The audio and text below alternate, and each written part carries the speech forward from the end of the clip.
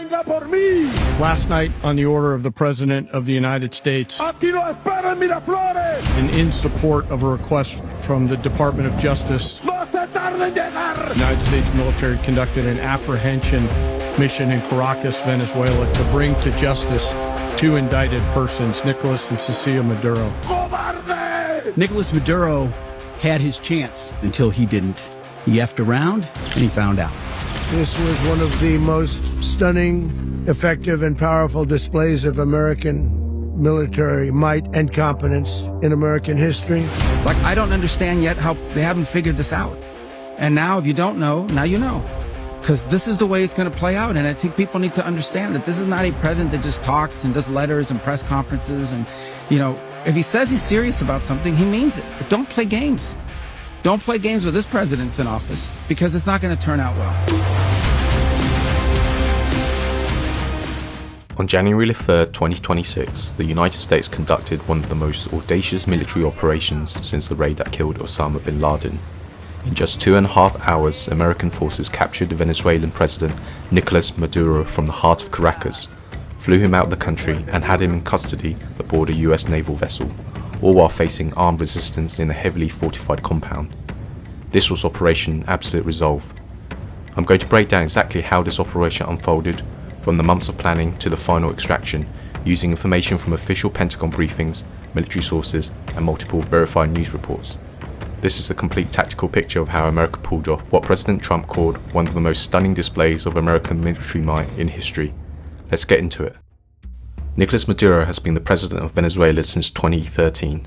In 2020, federal prosecutors in New York's Southern District unsealed an indictment accusing Maduro and his wife Celia Flores of narco-terrorism conspiracy, cocaine importation conspiracy, and weapons possession conspiracy. The indictment alleged they partnered with Colombian rebel groups and the Cartel of the Suns to flood the United States with cocaine.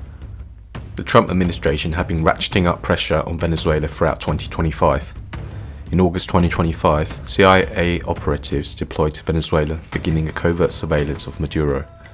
In September 2025, US Southern Command began striking suspected drug vessels in the Caribbean. In October 2025, Joint Task Force Southern Spear established to coordinate regional operations. In November 2025, USS Gerald R. Ford Carrier Strike Group deployed to the Caribbean. In December 2025, USS Iwo Jima Amphibious Ready Group positioned in the region. Between December 10th to December 20th, 2025, US forces seized multiple Venezuelan oil tankers, including the MT Skipper, implementing a de facto naval blockade that crippled Venezuela's oil exports.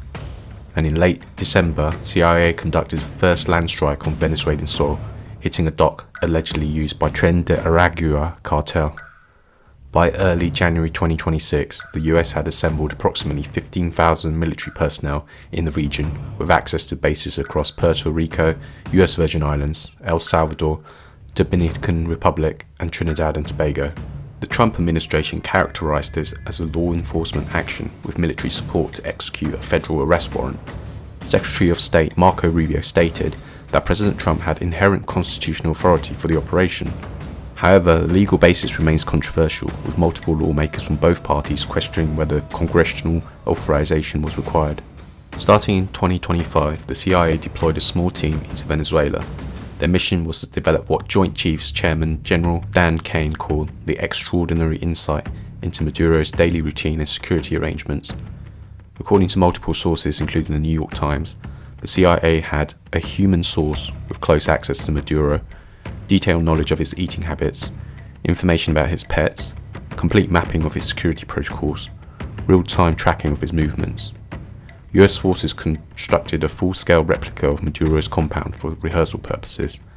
President Trump confirmed in a Fox News interview they actually built a house which was identical to the one they went into, with all the same, all that steel all over the place. This is the same methodology used before the Abbottabad raid against bin Laden. Practice makes perfect when every second counts. Maduro's compound was located inside Fort Tiuna, Venezuela's largest military complex in Caracas. Trump described it as more like a fortress than a house, with steel doors and reinforced panic room, with solid steel all around. To understand the scale of Operation Absolute Resolve, you need to appreciate the sheer magnitude of air power brought to bear. Over 150 aircraft launched from 20 bases across the Western Hemisphere in a carefully choreographed sequence. The strike package included B-1 Lancers providing heavy firepower, 5th generation fighters like F-22 Raptors and F-35s ensuring air dominance, EA-18 Growlers jamming Venezuelan radar and communications, and a stealthy RQ-170 Sentinel drone marking its first confirmed operational sighting over Venezuela. But the real stars were the Night Stalkers of the 160th Special Operations Aviation Regiment, flying the MH-47 Chinooks and MH-60 direct action penetrators at 100 feet above the water under marginal weather conditions. They launched from the USS Iwo Jima, which served as the primary special operations platform alongside the USS Gerald R. Ford carrier strike group. On the ground, Delta Force operators worked alongside FBI hostage rescue team agents, the operators to execute the assault, the FBI to provide legal arrest authority. Supporting the entire operation were elements most people never see: US Space Command providing satellite coverage, Cyber Command conducting electronic warfare, and multiple intelligence agencies feeding real-time updates to the assault force. This wasn't just a raid, it was the full weight of American joint force capability focused on the single objective for exactly 2.5 hours. The operation timeline. Phase 1. Final authorization. Friday, January 2nd, 2026. 22:4600 hours EST. President Trump gave the final go order from Mar-a-Lago. The operation had been delayed multiple times due to weather conditions, low clouds, high winds, and poor visibility over the mountainous terrain between the coast and Caracas. General Kane described the conditions. Last night the weather broke just enough, clearing a path that only the most skilled aviators in the world could maneuver through. Ocean, mountain, low cloud ceilings. Trump's words to the force: good luck and Godspeed. Phase 2. Launch. 2300 hours to 0000 hours EST. Aircraft began launching from 20 bases across the Western Hemisphere. The strike package included heavy bombers for suppression, fighters for air dominance, electronic warfare aircraft for jamming, ISR platforms for real-time intelligence, the special operations helicopters carrying the assault force. Phase 3. Ingress and suppression of enemy air defense systems. 0000 hours to 0100 hours EST. As the helicopters approached Venezuelan airspace at 100 feet above the water, the Joint Air Component began systematic destruction of Venezuelan air defense systems, employing weapons to ensure the safe passage of the helicopters into the target area. US Cyber Command executed network attacks to disrupt Venezuelan command and control. Trump acknowledged this obliquely, stating, "The lights of Caracas were largely turned off due to a certain expertise that we have." Power was cut to significant portions of Caracas, hampering Venezuelan response capabilities. Phase 4. The Assault. Saturday, January 3rd, 2026. 0101 EST. 0201 Caracas time. MH-47 Chinooks and MH-60 helicopters descended on Maduro's compound within Fort Tiuna. The insertion happened with complete tactical surprise despite the fortified location. As the helicopters prepared to land, Venezuelan forces opened fire. One US helicopter was struck, but remained flyable. American forces returned fire with what General Kane described as overwhelming force. The assault force, Delta Force operators, and FBI hostage rescue team breached the compound's steel doors and secured Maduro and his wife before they could reach the panic room. Trump described the speed. He was trying to get into a safe place. The safe place is all steel, and he wasn't able to make it to the door because our guys were so fast. He got bum rushed so fast that he didn't get into that. According to the official statements, Maduro and Flores gave up and were taken to custody without further resistance once cornered. The duration of the ground assault: approximately 30 minutes from first helicopter touchdown to securing both targets. Phase 5. Extraction under fire. 0230 to 0329 EST. As the extraction began, Venezuelan forces mounted a resistance. General Kane reported multiple self-defense engagements as helicopters exfiltrated the assault force and prisoners. Fighter aircraft and drones provided covering fire and suppression. 0329 EST. All US aircraft cleared Venezuelan airspace, were over international waters. Maduro and Flores were abroad with the extraction force. Total time from first aircraft over water to last aircraft over water, approximately 2 hours 29 minutes. Time on target in Caracas, approximately 90 minutes. Phase 6. Transfer and transport. Maduro and Flores were flown to USS Iwo Jima and placed in custody. A photo released by President Trump showed Maduro in a grey tracksuit, handcuffed and wearing blackout goggles. From Iwo Jima, they were transferred to Guantanamo Bay, Cuba, then flown via Department of Justice Boeing 757 to Stewart Air National Guard Base in New York, arriving at approximately 16:32 EST on January 3rd. In terms of casualties and damage, US forces reported no fatalities, which was confirmed by President Trump and the Pentagon. Several personnel were injured, the exact number not disclosed. One helicopter sustained damage but completed the mission. All aircraft and personnel returned safely. For the Venezuelan forces, initial reports indicated significant casualties. According to Venezuelan government officials speaking to the New York Times, at least 40 people were killed in the initial strikes, including both military personnel and some civilians. The Cuban government issued an official statement on January 4th confirming that 32 Cuban military and intelligence officers were killed during the operation. Cuba announced 2 days of mourning on January 5th and 6th. These Cuban forces were in Venezuela at the request of Venezuelan government and were serving in security and intelligence roles. Secretary of State Marco Rubio noted that Maduro's security apparatus was heavily staffed by Cuban personnel. Total casualties. The Venezuelan and Cuban sources report over 80 killed, though exact numbers remain disputed. Some casualties resulted from airstrikes on military installations, including Fort Tiuna, La Carlota Air Base, and Higuerote Airport. Other casualties occurred during ground combat. Civilian impact. Strikes also hit the states of Miranda, Aragua, and La Guerrera. In Catia La Mar, airstrikes hit a 3-story apartment building, killing one person and seriously injuring another. Multiple civilians reported significant property damage from explosions. What made this operation successful? 1. Air dominance. The massive air package, over 150 aircraft, achieved complete air superiority before helicopters entered Venezuelan airspace.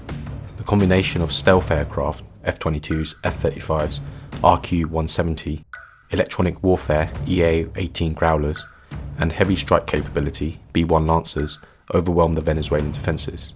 2.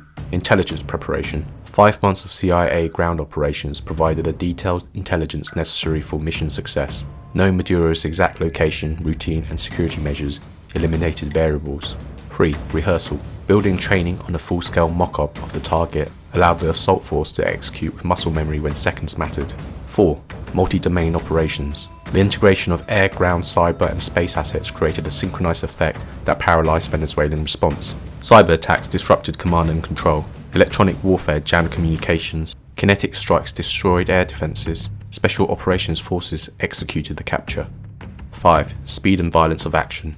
The helicopter assault moved so quickly that Maduro couldn't reach his panic room, despite it being in the same building. The element of surprise combined with overwhelming force prevented organized resistance. 6. Joint force integration. This operation required seamless coordination between multiple service branches: Army, Navy, Air Force, Marines, intelligence agencies, CIA, NSA, others, law enforcement, FBI, DOJ, supporting commands, Space Command, Cyber Command, Southern Command. 7. Favorable conditions. Waiting for optimal weather conditions prevented compromise of the mission. The Night Stalkers' ability to navigate low-level routes through mountains at night in marginal weather demonstrates why they're considered the world's premier special operations aviation unit. Aftermath and political implications. Immediate aftermath. Venezuela. Vice President Delcy Rodriguez was sworn in as acting president by Venezuela's Supreme Court. She condemned the operation as barbaric and an illegal kidnapping, demanding Maduro's immediate release. However, Trump claimed Rodriguez had spoken with Secretary Rubio and was essentially willing to do what we think is necessary to make Venezuela great again. The Venezuelan government remains composed of Maduro loyalists, creating uncertainty about cooperation with US demands. Trump administration's position. President Trump stated the US would run the country until a safe, proper and judicious transition could be arranged. However, Secretary Rubio later walked back suggestions of direct US administration, stating the Venezuela's government would continue functioning. Trump emphasized access to Venezuela's oil reserves as a key objective. We're going to have our very large United States oil companies, the biggest anywhere in the world, go in, spend billions of dollars, fix the badly broken infrastructure and start making money for the country. International response. Condemnation. United States Secretary General Antonio Guterres called the operation a dangerous precedent. Brazil, Colombia, Mexico, Spain, Uruguay and Chile. Joint statements rejecting US action as threat to regional security. Russia, condemned as armed aggression. Cuba, called for international response to criminal attack. China, criticized violation of sovereignty. Support. Venezuelan diaspora, mixed reactions. celebrations in some communities, concerns about precedent in others. Some Latin American leaders, quiet support for removing Maduro, concerns about methodology. Congressional reaction, Republican support. Senator Tom Cotton praised as decisive action. Republican Mario Diaz-Balart suggested Cuba and Nicaragua are next. Senate Majority Leader John Thune commended Operation Success. Democratic concerns, Senator Tim Kaine, Maduro is terrible, but Trump puts American service members at risk with this unauthorized attack. Senator Andy Kim accused administration officials of lying to Congress about regime change intentions. Multiple members questioned constitutional authority and lack of congressional notification. Legal questions. The operation raises significant constitutional and international law questions. Was congressional authorization required? Does a federal arrest warrant justify military invasion of a sovereign nation? What precedent does this set for other countries' actions? How does this align with UN Charter principles? Future implications. Trump suggested similar action could come to Cuba. If I lived in Havana and I was in the government, I'll be concerned, at least a little bit. Operation Absolute Resolve represents one of the most complex and audacious military operations in the modern era. In approximately 2.5 hours, US forces achieved what many would have considered impossible, the capture of a sitting head of state from a fortified compound in a hostile capital city with 0 US fatalities. This operation will be studied in military academies, law schools and political science departments for generations. Whether viewed as a bold strike against narco-terrorism or a dangerous precedent for unilateral military action, Operation Absolute Resolve marks a significant moment in US military history and international relations. The tactical execution was nearly flawless. The strategic and legal implications will be debated for years to come. And that's the complete breakdown of Operation Resolve, how the United States captured Venezuelan President Nicolas Maduro in just 2.5 hours of military action. I've tried to stick to verified facts from official sources and credible reporting. This is a developing story and more details will emerge as the operation is declassified and as legal proceedings continue. If you found this analysis useful, let me know in the comments. Are there specific aspects of the operation you'd like me to dive deeper into? The air campaign, the intelligence preparation, the legal framework? Drop your thoughts below and I'll see you in the next one.